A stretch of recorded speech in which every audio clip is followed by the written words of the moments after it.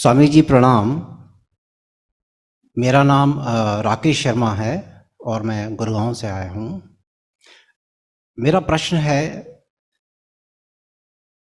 कभी-कभी रात में अचानक आँख खुलती है और मुझे चारों तरफ जो है गोल्डन लाइट, उसको लाइट कहना भी गलत है, ऐसा लगता है कि जैसे बिल्कुल सोने के बारीक तारों से चारों तरफ मेरे कुछ डिज़ाइन बने हुए हैं बड़े खूबसूरत, और वो फ़ील होने में बहुत ही अच्छा लगता है।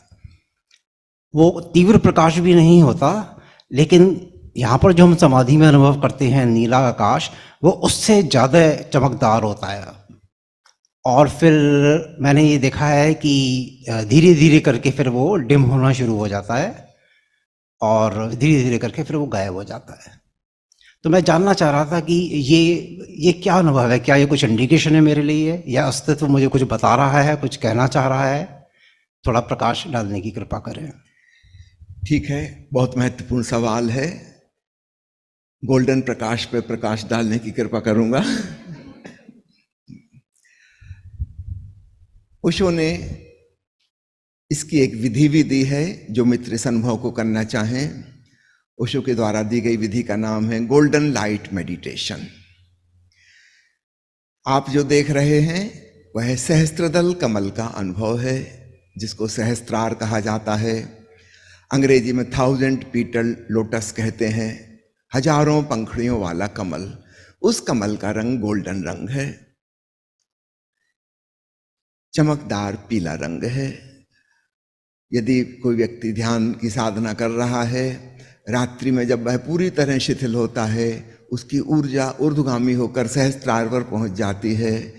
ऐसे समय में इसका अनुभव होता है कि जब हमारी नींद खुलती है तो थोड़ी देर तक हमारी ऊर्जा तब भी वहीं रहती है जहां सहज रूप से रिलैक्सेशन में पहुंच गई थी, लेकिन स्वाभाविक रूप से नींद खुलने के बाद हम उतने रिलैक्स नहीं हो पाएंगे जितने कि पहले थे।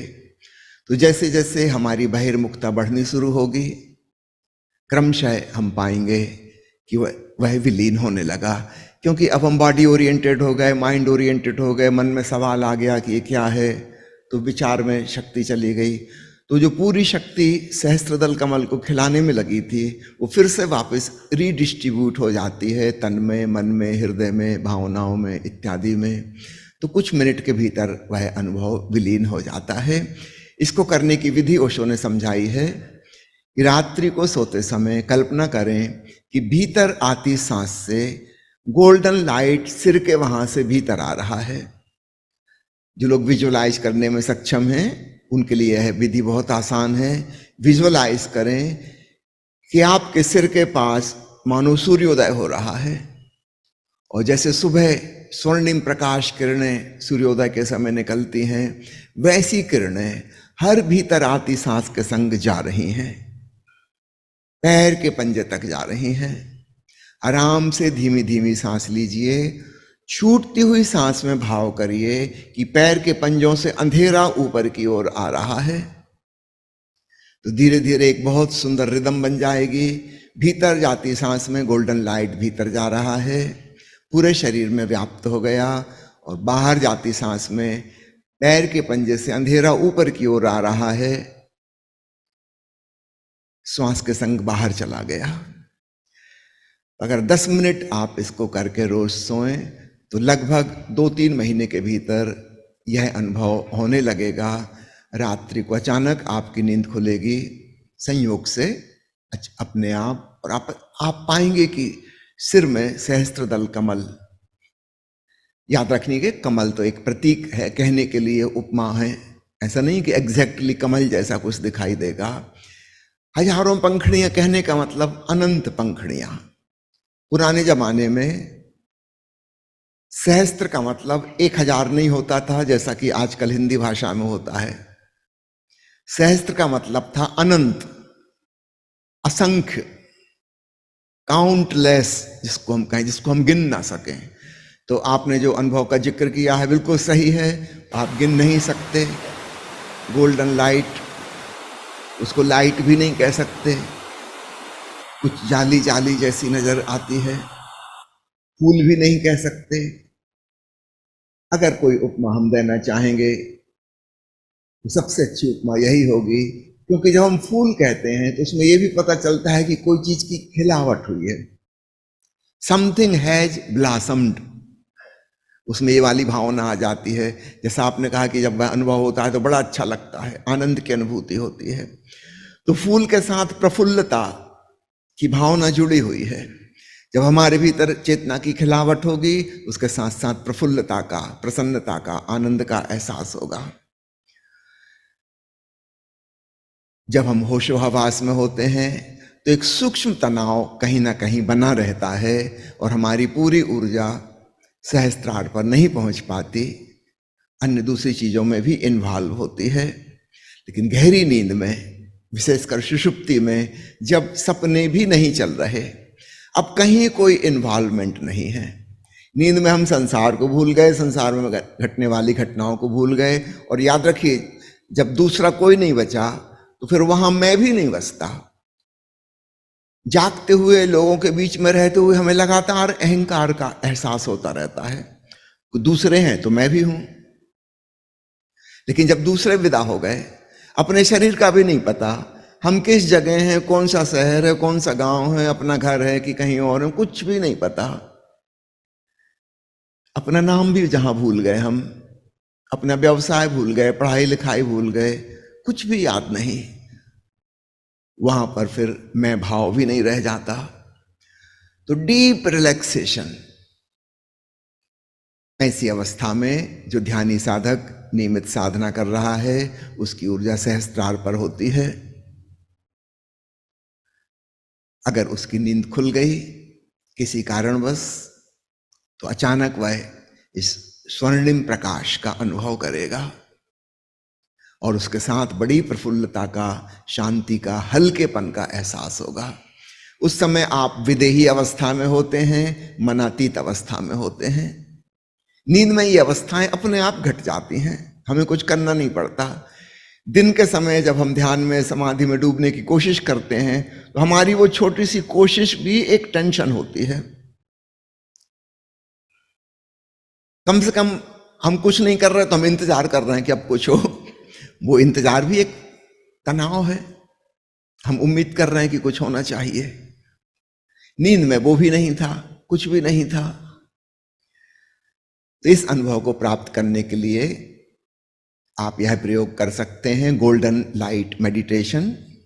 आप एक व्हाट्सएप ग्रुप बना लीजिएगा, तो मैं उस ओशो का बोला हुआ, जो कहते हो अंग्रेजी में है वो प्रवचन, वो आपको भेज दूंगा और लिखित रूप में भी भेज दूंगा, हिंदी अनुवाद भी उसका भेज दूंगा, ताकि आप रात्रि को सोते समय इसको कर पाएं। तो लगभग 50% लोग 2-3 महीने के भीतर इसका अनुभव करने लगेंगे। चलिए अगला सवाल। प्रणाम बाबा, मैं अलका चंडीगढ़ से। बाबा, सुबह के समय जब मेडिटेशन कर रहे थे हम, तो मुझे फील हुआ कि जैसे मेरा सर नहीं है, एकदम विलीन हो गया और मुझे बहुत गहन आनंद की अनुभूति हुई। और मुझे अपने नीचे का पूरा शरीर, आंखें बंद थी, वो नज़र आ रहा था जैसे मैंने गाउन भी पहना हुआ है, ऐसे मैं बैठी हुई हूँ।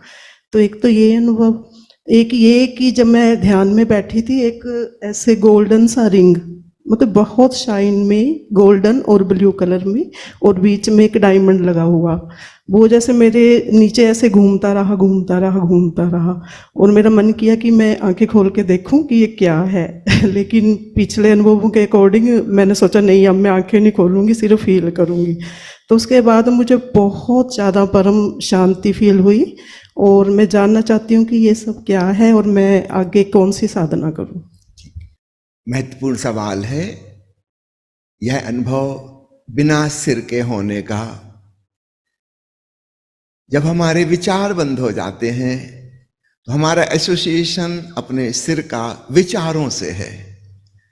जब विचार बंद हो जाते हैं, ऐसा लगता है कि सिर गायब हो गया, बाकी का शरीर एहसास होगा, सिरहीन अनुभव होगा। आपको शायद पता हो, नहीं पता हो तो विज्ञान भैरव तंत्र पढ़िएगा, उसमें ओशो ने यह विधि समझाई है। भगवान शिव पार्वती से कहते हैं कि हे देवी, अपने आप को बिना सिर का महसूस करो। 112 विधियों में से एक बहुत सरल और बहुत महत्वपूर्ण विधि है, बिल्कुल आसान। आपको तो अपने आप घटित हुआ है, लेकिन जो लोग इसको प्रैक्टिस करना चाहें वो इसकी कल्पना कर सकते हैं। पूरा शरीर बैठा हुआ है एक मूर्ति की तरह, लेकिन सिर नहीं है। इस भाव में डूबिए। और विशेषकर जो लोग कल्पनाशील हैं, विजुअलाइज कर सकते हैं। तो अभी मैंने एक बात कही कि जब निर्विचार अवस्था बन जाती है तो हमको लगता है सिर गायब हो गया। इसका ठीक विपरीत भी सच है। अगर हम यह कल्पना कर सकें कि मेरा सिर नहीं है तो निर्विचार अवस्था बड़ी आसानी से बन जाएगी। भगवान शिव की इस विधि को समझाते हुए ओशो ने कहा है, इसके लिए एक सरल टेक्निक यूज करना। फोटोग्राफर से अपनी एक तस्वीर बनवा लो जिसमें सिर ना हो। तो जो लोग कल्पनाशील नहीं हैं, घर में 3-4 जगह वो फोटो लगा लो और रात को विशेषकर अपने बेडरूम में लगा लो। उसको देखते देखते सो। सुबह उठते सबसे पहले नजर उसी पे पड़े, क्योंकि सारे लोग तो कल्पना शक्ति वाले नहीं होते, वो विजुअलाइज नहीं कर सकते। उनके लिए ये ट्रिक काम करेगी। अगर आपके घर में एक तस्वीर लगी है आपकी जिसमें बस सिर गायब है, दिन में कई बार उस पर नजर पड़ेगी, धीरे धीरे भीतर आपके वो धारणा प्रगाढ़ होने लगेगी। और फिर आप आंख बंद करके महसूस करिए कि जैसा बाहर दिख रहा था वैसे ही भीतर भी है, सिर नहीं है। और थोड़े दिनों में वह धारणा प्रगाढ़ हो जाएगी। फिर इस धारणा के द्वारा हम ध्यान में बड़ी आसानी से डूब जाएंगे। याद रखिएगा, महर्षि पतंजलि ने अपने योग के 8 अंगों में अंतिम 3 को गिनाया है, धारणा, ध्यान, समाधि। तो धारणा का उपयोग करके भी हम ध्यान में और समाधि में जा सकते हैं। जैसे गोल्डन लाइट मेडिटेशन की मैंने कहा आपसे, वो भी एक धारणा है, उसका उपयोग किया जा सकता है। शुरुआत में कल्पना है, लेकिन वह कल्पना वास्तविकता में ले जाने वाली साबित हो जाएगी। ठीक इसी प्रकार सिर विहीन होने की कल्पना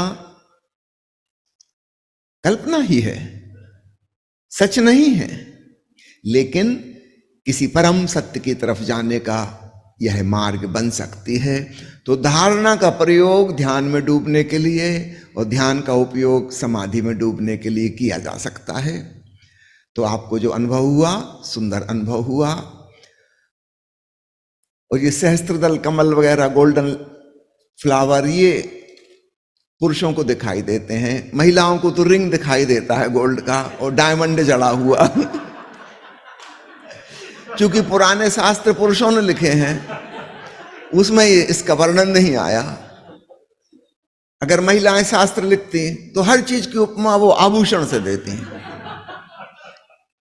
अब मीराबाई कहती हैं, पायो जी मैंने राम रतन धन पायो, वस्तु अमोलक दी मेरे एक सदगुरु, कृपा कर अपनायो। गुरु ने अनाहत नाथ सुनाया।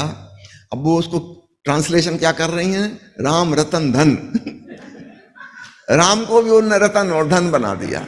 और मीराबाई ऐसा कर सकती हैं, महावीर या बुद्ध ऐसा नहीं कर सकते। वे तो सारे रतन और धन छोड़ के आए, उसी से तो परेशान थे। तो आपको बिल्कुल ऐसे ही लग रहा है, बिल्कुल ठीक हो रहा है। और देखिएगा, हो सकता है वो हीरे की जगह कुछ मोती वगैरह भी हो, और धीरे धीरे गोल्डन की जगह प्लेटिनम प्रकट हो जाए। महिलाओं के शास्त्र अलग से लिखने पड़ेंगे। पुरानी उपमाएं उनके काम की नहीं, कोई काम की नहीं।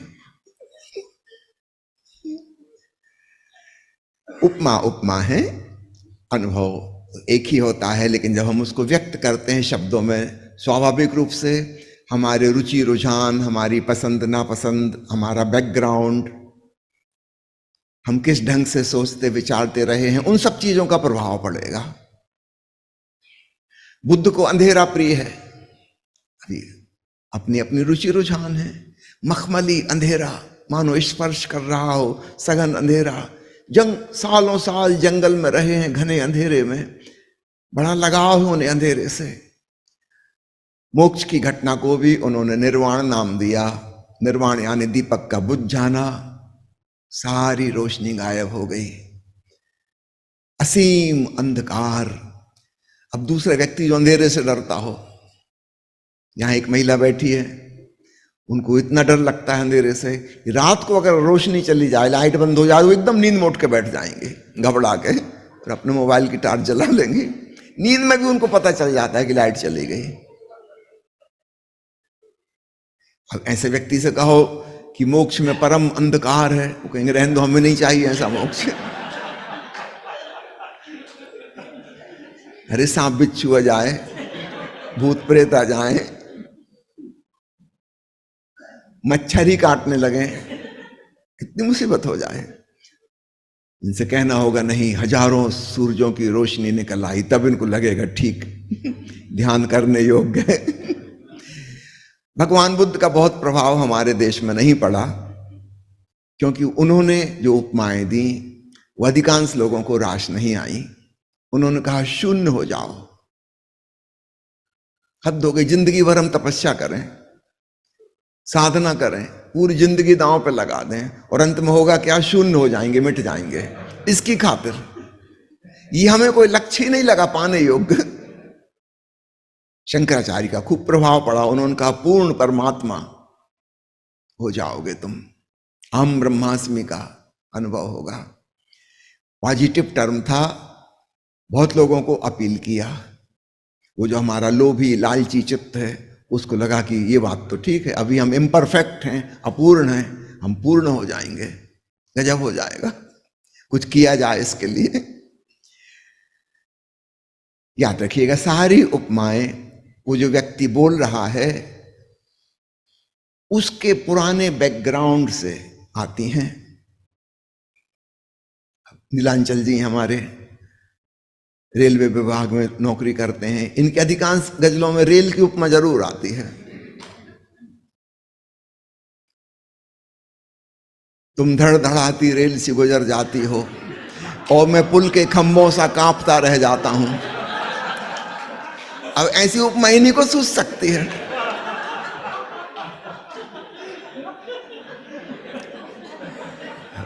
नए प्रकार की शायरी।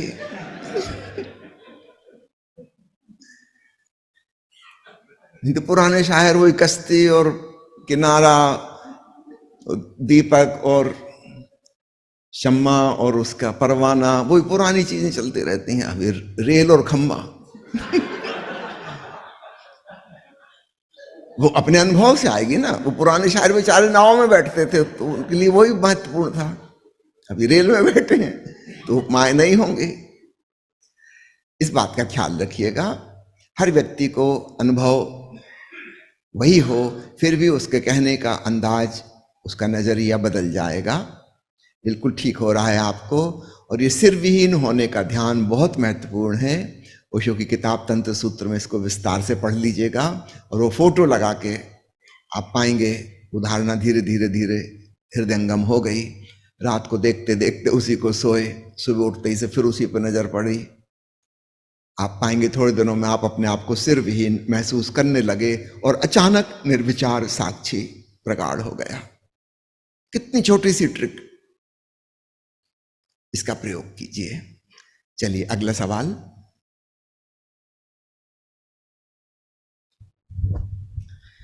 मैं दौलत सिंह एडवोकेट, सागर मध्य प्रदेश से। बाबा, अनाहत नाद तो क्लियर है, आंख बंद करते ही आ जाता है, लेकिन साधना में अंतर आकाश में हमेशा अंधेरा ही रहता है। दूधिया प्रकाश और नीला प्रकाश कभी नहीं दिखता, अंधेरा ही रहा आता है। ये दूधिया प्रकाश कब दिखेगा, ये नीला प्रकाश कब दिखेगा? क्यों प्रकाश के पीछे पड़े हो?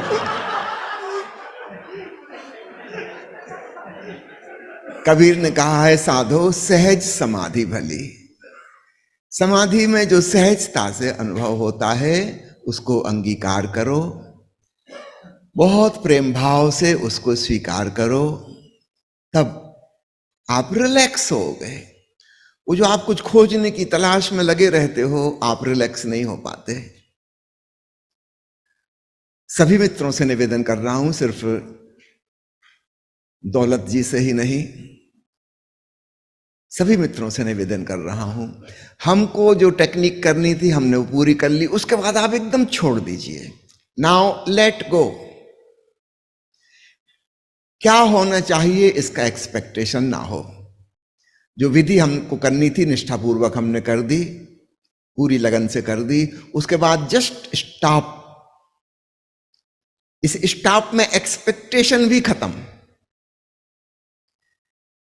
किसी चीज का इंतजार नहीं।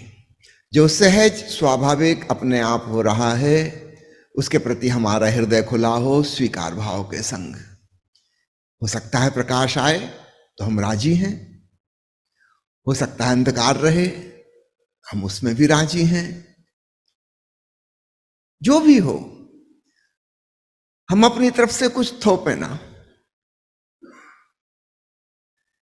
तथाता भाव, भगवान बुद्ध ने खूब इस शब्द का प्रयोग किया है, स्वीकार भाव। तथ्य ऐसा है, लाइफ इज सच। अंग्रेजी में तथाता का अनुवाद है सचनेस। ऐसा जीवन है।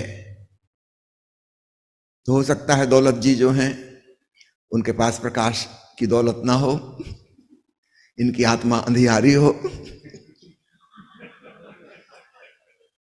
अंधकार का मजा लीजिए। मैं आपसे एक मुख्य बात क्या कह रहा हूं, आप एक मजा लेने वाले व्यक्ति बनिए।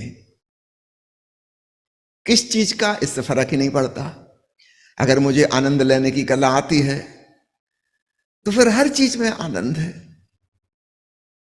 सिर्फ चांदनी रात का ही थोड़ी आनंद है, अमावस की रात का भी आनंद है।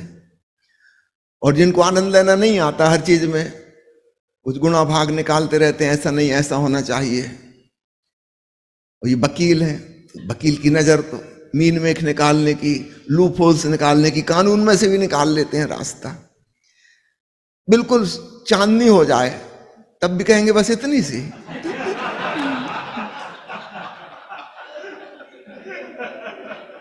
और ज्यादा का हमारा अधिकार है, हमारा हक पूरा मिलना चाहिए। छोटा सा चांद निकला, इतना बड़ा आकाश काला काला, छोटा सा चांद तो 0.0001% भी नहीं है आकाश का। पूरे आकाश में होना चाहिए था चांद। हम कुछ भी एक्सपेक्ट करने लगेंगे तो हम पाएंगे जो हमें मिला है वो बिल्कुल फीका और छोटा हो गया, और हम उसमें कोई रस नहीं ले पा रहे, और हम शिकायत भाव से भर गए, कंप्लेंट कैसा होना चाहिए, और हम मुसीबत में पड़े और हमने दूसरों से तुलना शुरू कर दी। या आपने सुन लिया कि भीतर की रोशनी कैसी होती है।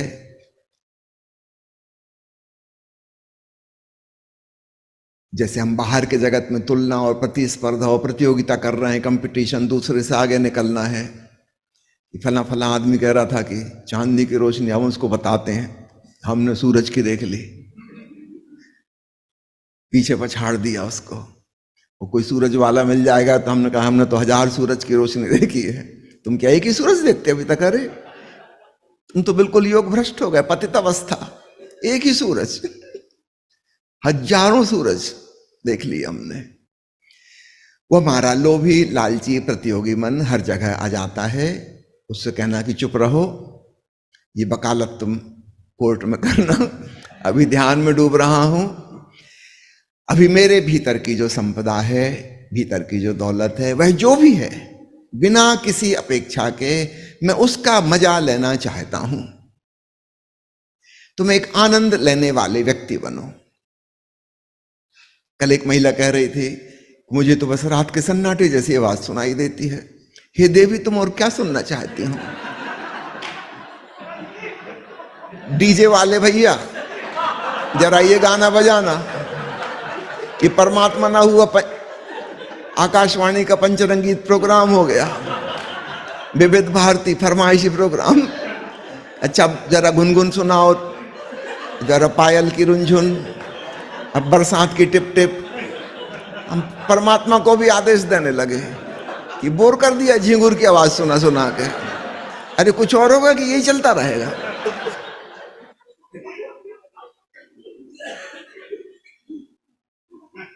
शास्त्रों में बहुत सी उपमाएं लिखी हैं, अलग अलग लोगों ने लिखी हैं, उनको वैसे वैसे अनुभव हुए।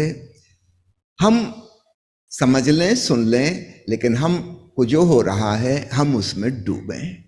तथाता भाव बहुत महत्वपूर्ण है आध्यात्मिक साधना में। आगे कुछ होना होगा तो होगा, नहीं होना होगा तो नहीं होगा। हमें जो मिल रहा है हम उसके प्रति धन्यवाद भाव से भरें, जो है उसका आनंद लें। तब हमारे भीतर अहोभाव पैदा होता है। और ओशो ने तो प्रार्थना की परिभाषा ही बदल दी।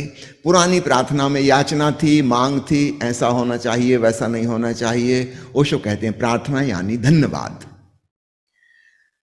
तुम एक श्रद्धावान प्रार्थना वाले व्यक्ति बनो, जो भी घट रहा है भीतर उसमें आनंदित हो। ओशो ने बहुत प्रयोग किया है अंग्रेजी में लेट गो शब्द का, खासकर अंतिम 3 वर्षों में जब वे स्वयं ध्यान कराते थे प्रवचन के बाद, उसमें जो विधि होती थी, विधि के बाद फिर वे कहते थे नाउ लेट गो, अब छोड़ दो, सब छोड़ दो। समर्पण, तथाता, ये सब पर्यायवाची शब्द हैं। अंग्रेजी में लेट गो, उसमें अपनी मन की अपेक्षाओं को भी जाने दो, सब कुछ जाने दो। ठीक, अगला सवाल। बाबा प्रणाम।